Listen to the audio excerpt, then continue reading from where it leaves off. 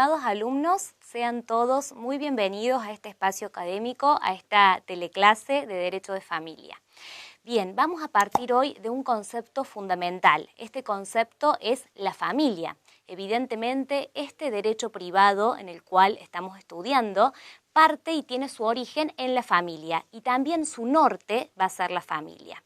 Ahora bien, como ustedes se imaginarán, este es un concepto bastante complejo, ¿sí? Es decir, la familia no es un concepto netamente jurídico, sino que está abarcado por distintas ramas y distintas disciplinas. Así podríamos abarcar la familia desde un punto de vista antropológico, desde un punto de vista sociológico, psicológico y también obviamente desde un punto de vista jurídico, que es en el cual nos vamos a basar a lo largo obviamente de la asignatura. Es importante que tengamos en cuenta que la familia entonces puede ser abordada desde distintas disciplinas y ramas. Es importante también que tengamos en cuenta que el concepto de familia no es un concepto estático, sino todo lo contrario, es un concepto dinámico. ¿Y esto qué quiere decir? Que se va modificando a lo largo y al correr de los años.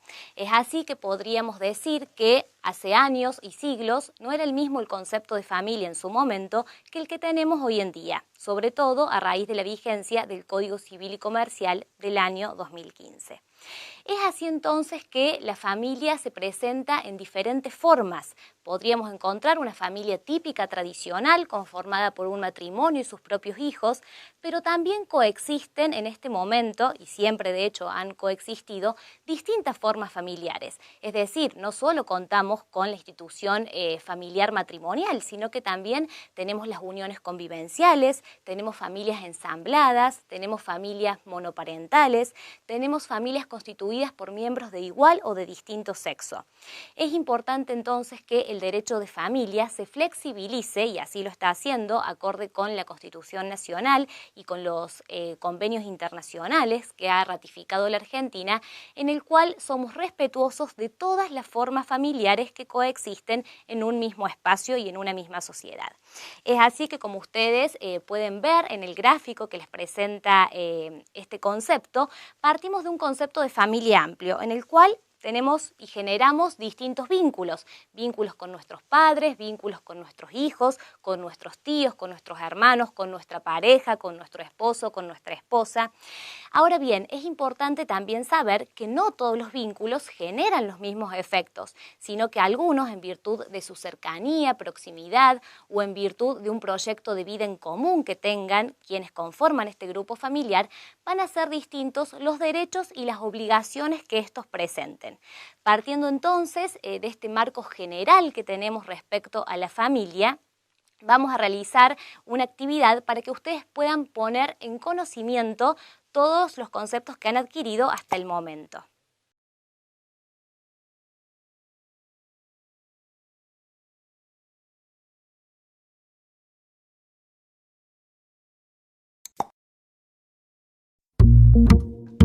Estimados alumnos, ¿cómo les ha ido con la actividad? ¿Han podido realizarla con éxito? Bueno, espero que sí, y la intención de este momento es darle alguna clave de resolución para que ustedes puedan ir viendo si están bien encaminados respecto a la resolución de la actividad presentada. Por ejemplo, voy a tomar una de las preguntas de la actividad que decía: ¿la familia constituye una entidad prejurídica y por ende no es una institución creada o regulada por el derecho? Bueno, ustedes acá tenían que buscar la argumentación por el cual habían decidido realizar esta pregunta a un especialista en derecho de familia. Es así entonces que a esta pregunta le corresponde la siguiente argumentación. Sin perjuicio de que la familia englobe muchas instituciones jurídicas, como el parentesco, el matrimonio, el régimen de bienes, la filiación, la adopción, la responsabilidad parental, la tutela, etc., esas instituciones jurídico-familiares no agotan todo el ámbito de lo familiar, quedando afuera de lo jurídico importantes aspectos antropológicos, psicológicos, afectivos, emocionales, éticos, religiosos, culturales, sociológicos, etc. Es decir, hay otras perspectivas o enfoques que no pertenecen al campo del derecho. Esta es una pista de lo que sería entonces la resolución correcta. Acuérdense que en la actividad tienen dos distractores entre las argumentaciones que no responderán a las preguntas que han escogido.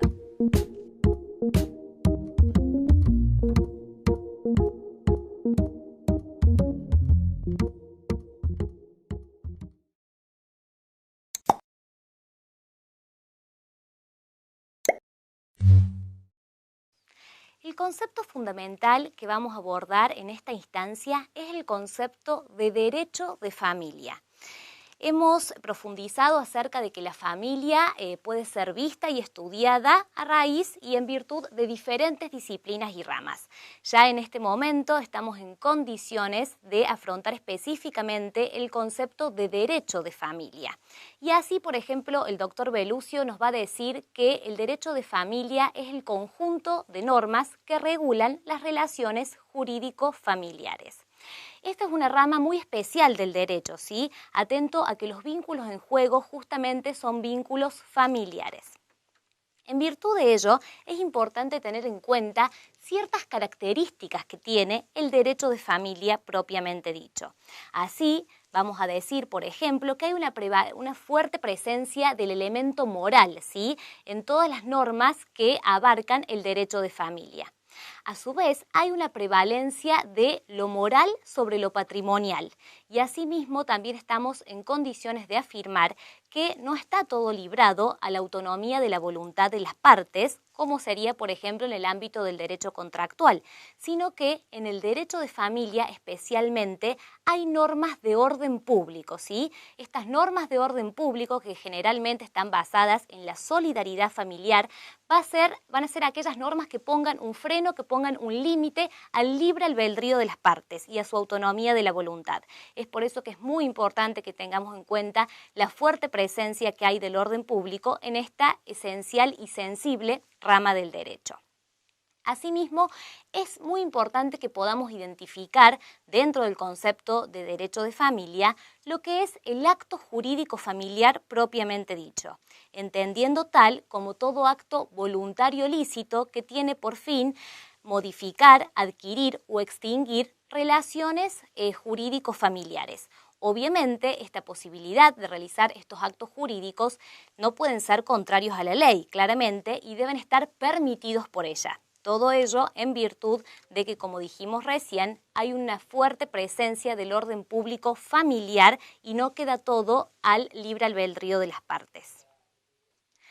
Así, un ejemplo típico, por ejemplo, de acto jurídico familiar es el matrimonio. Ustedes saben que el matrimonio, si bien uno tiene absoluta libertad para decidir casarse y con quién contraer matrimonio, y este es un acto voluntario y lícito que va a dar por adquirido un estado civil distinto al que llevábamos antes de contraer matrimonio, es importante saber que no vamos a poder realizar, como en un contrato, colocando todas las cláusulas que nosotros quisiéramos que se base nuestro matrimonio, sino que hay un orden público familiar que va a regir todo lo que es la relación jurídica matrimonial de este nuevo vínculo que hemos entablado. Es entonces importante tener en cuenta que el acto jurídico familiar se distingue y diferencia de otros actos jurídicos.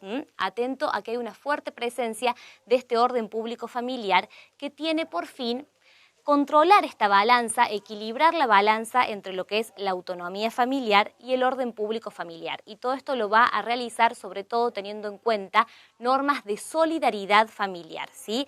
Como decíamos y teníamos en cuenta, el derecho de familia se basa en vínculos familiares exclusivamente con personas humanas. Entonces, es clara esta protección que tiene que tener el Estado sobre esta institución tan íntima y tan sensible como lo es la familia. A continuación, los voy a dejar para que realicen una actividad práctica, la cual les va a ser de suma utilidad para reforzar todos los conceptos adquiridos. Les deseo el mayor de los éxitos y nos vemos en breves minutos a los fines de brindarles alguna clave de la respuesta correcta.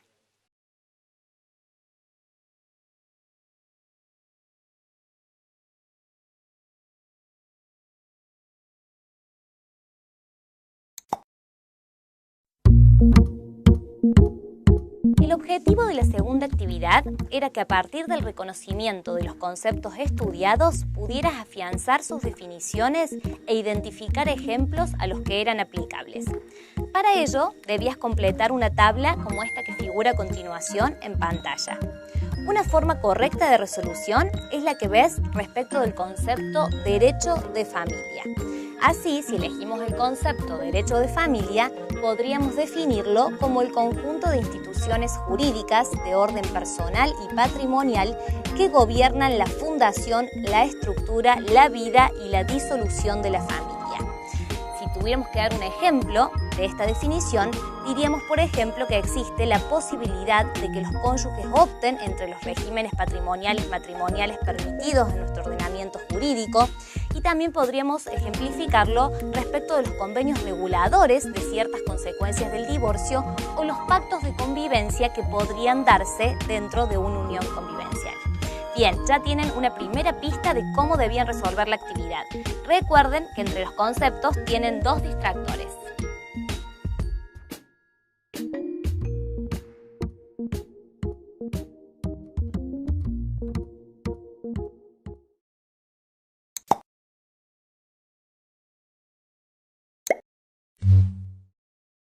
Estimados alumnos, a continuación vamos a abordar dos conceptos fundamentales. Por un lado, el estado de familia y por el otro lado, los procesos de familia, ¿sí? Respecto al estado de familia, es importante que tengamos en cuenta que esto hace referencia a la posición jurídica que ocupa una persona dentro de su grupo familiar. Es muy común que nosotros pensemos en el estado civil de las personas, siendo estos solteros, casados, divorciados o viudos. Pero en realidad el concepto de estado de familia es mucho más amplio y nos habla de la situación jurídica familiar particular de la que goza una persona dentro de su grupo familiar. Así ustedes dentro de su grupo familiar pueden tener el estado de hijos, de padres, de hermanos, de tíos, etc. Es importante también tener en cuenta y poder diferenciar lo que es el título de Estado de la posesión de Estado. Cuando hablamos de título de Estado en sentido formal, hablamos del instrumento público propiamente dicho, que es una prueba privilegiada a los fines de reportar el vínculo que queremos acreditar. Por ejemplo, el acta de nacimiento es un título de Estado formal que está acreditando que determinada persona es hija de determinados progenitores. El acta de defunción también va a ser un instrumento público formal que va a poder determinar que una persona es viudo o viuda. Por el contrario, cuando hablamos de posesión de Estado, estamos hablando de un concepto un poco más laxo, es decir, estamos hablando de aquel disfrute que tiene una persona o aquel goce que tiene una persona acerca de un determinado estado familiar sin que necesariamente tenga relación con el título de Estado que se ostenta. Es decir, si yo veo, por ejemplo, un señor que siempre va a buscar a su hijo al colegio, que lo lleva a los cumpleaños de sus amigos, que lo acompaña en sus tareas, es muy posible que la sociedad toda pueda ver en esa relación un vínculo de padre e hijo. Sin embargo, es posible que no sea su padre, sino que sea, por ejemplo, su progenitor afín, en el cual evidentemente no hay un título de Estado, pero quizás esta persona esté en esa posesión de Estado, porque está disfrutando y gozando de un determinado estatus y de un determinado estado de familia. ¿Qué es lo ideal siempre? Y bueno, que coincidan el título de Estado con la posesión de Estado, pero también tienen que tener en cuenta que es posible que esto no siempre se dé. Es muy importante también tener en cuenta que tenemos acciones de Estado. ¿Para qué nos van a servir estas acciones de Estado? Y bueno, van a ser las herramientas que nos van a permitir reclamar ante los estrados judiciales o gozar del efectivo título de Estado que nos merecemos. Un ejemplo típico sería, una persona que no ha sido reconocida por su progenitor va a tener la legitimación para poder iniciar la acción de reclamación de filiación a los fines de obtener ese título de Estado que le corresponde y del que no goza en ese momento. Si hablamos de acciones de Estado y hablamos de que una persona tiene legitimación para reclamar esto frente a los estrados judiciales, es muy importante también retomar y hacer hincapié en lo que es el proceso de familia propiamente dicho. Es muy importante que tengamos en cuenta que los procesos de familia se diferencian de otros procesos civiles ordinarios. Y esto es porque en particular los procesos de familia tienen como base y como centro núcleos familiares, lo cual los dotan de una sensibilidad y especialidad particular. Es así que desde hace mucho tiempo se viene trabajando en la necesidad de que los jueces de familia estén efectivamente en fueros especializados relativa a la problemática familiar. Es importante también tener en cuenta que hay principios que van a regir este proceso de familia, como por ejemplo la inmediación, es decir, esta posibilidad de que el juez tenga un contacto directo con las partes. Asimismo, la oralidad, la buena fe, la lealtad procesal, la tutela judicial efectiva, son todos principios que van a regir el proceso de familia. A continuación, los voy a invitar a realizar una actividad práctica para que puedan poner en contexto y en práctica todos los conceptos abordados recientemente.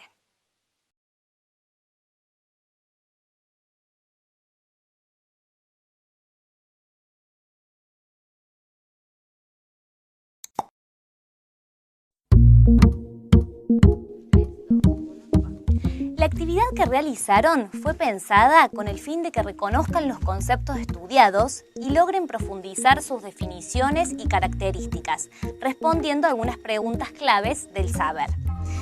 Ello les ha permitido seguramente completar un cuadro, dado que puede resultar un material sumamente importante para que luego puedan estudiar de él. Bien, ¿cuál era la idea? De que ustedes elijan un concepto, puedan colocar cuál es su objeto, qué efectos produce y cuándo produce esos efectos. Les voy a dar una clave de respuesta. Por ejemplo, si elijo el concepto acción de emplazamiento, voy a saber que su objeto es ubicar a una persona en un estado de familia que le corresponde. Asimismo, si me pregunto sobre la acción de emplazamiento, qué efectos produce, voy a poder responder que el efecto que produce es dar al accionante el estado de familia que le corresponde jurídicamente. ¿Y cuándo produce esos efectos? Sus efectos se producen para el futuro, es decir, ex nunc.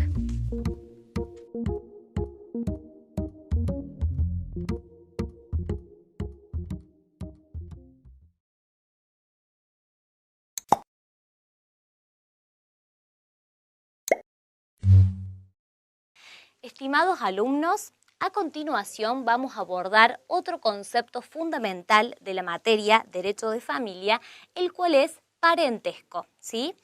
El parentesco está definido en el Código Civil y Comercial y nos dice que son aquellos vínculos que surgen en razón de la naturaleza, la adopción, las técnicas de reproducción humana asistida y la afinidad. Nosotros sabemos que cuando hablamos de parentesco en razón de la naturaleza, hablamos de estos vínculos cosanguíneos, ¿sí?, que tenemos entre los familiares.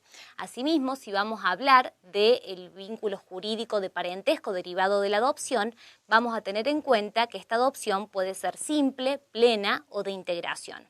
Si hablamos del parentesco que surge en razón de las técnicas de reproducción humana asistida, vamos a tener en cuenta también que en nuestro derecho están contempladas estas técnicas de reproducción humana con las cuales uno puede acceder a la maternidad o paternidad cuando no pudiera hacerlo por otro medio natural. Asimismo, el parentesco por afinidad es aquel que vincula a una persona con los parientes de su esposo o esposa, es decir, de su cónyuge. Es importante que nosotros podamos comprender y entender el cómputo del parentesco, es decir, no van a ser los mismos efectos los que se creen con mis parientes afines que con mis parientes cosanguíneos o con mis parientes adoptivos, ¿sí? Es decir, dependiendo de algunas características particulares de cada clase de parentesco, van a variar los efectos jurídicos. Nosotros estamos viendo en el dibujo, por ejemplo, que si yo me sitúo como hija respecto de mis padres, voy a estar en un primer grado ascendiente en línea recta. Si me voy a situar respecto a mis hermanos, voy a decir, bueno, a ver, primero voy a tener que ir a mi tronco común, que son mis padres, y luego voy a bajar hacia mis hermanos. Y eso me da la pauta de que respecto a mis hermanos, yo me encuentro en un segundo grado de la línea colateral. Esto es muy importante ya que el código, en muchísimas de sus normas, nos va a hacer referencia a ciertos efectos y estos van a tener que ver de acuerdo al grado de parentesco en el cual yo tenga con determinada persona. Es así, por ejemplo, que los alimentos entre parientes se deben entre ascendientes y descendientes sin limitación y entre hermanos bilaterales y unilaterales. Al darnos esta descripción nos está diciendo que yo nunca podría reclamarle alimentos, por ejemplo, a mis tíos, ¿sí? Porque el código me está dando un orden de parentesco en el cual me está diciendo, si usted necesita alimentos va a poder reclamarle a estos parientes y no a otros, ¿sí? Es importante entonces que nosotros entendamos esta dinámica del cómputo del parentesco a los fines de poder ubicar correctamente los efectos jurídicos que éste produce. Es muy importante también tener en cuenta que el parentesco no solo genera efectos civiles y familiares, como son, por ejemplo, los impedimentos matrimoniales, la posibilidad de reclamar alimentos, fundamentan también el derecho de comunicación, pero además de ello tenemos que tener en cuenta que respecto de otras ramas del derecho también tienen implicancia. Por ejemplo, en el derecho penal, por ejemplo, en el derecho procesal, también se van a tener en cuenta los vínculos que uno tenga con determinados familiares a los fines de hacer surtir o no determinados efectos. Bien, yo creo que ahora ya con todos estos conceptos ustedes están total y absolutamente preparados para realizar una actividad integradora, ¿sí?, de todo el módulo, con lo cual les deseo el mayor de los éxitos.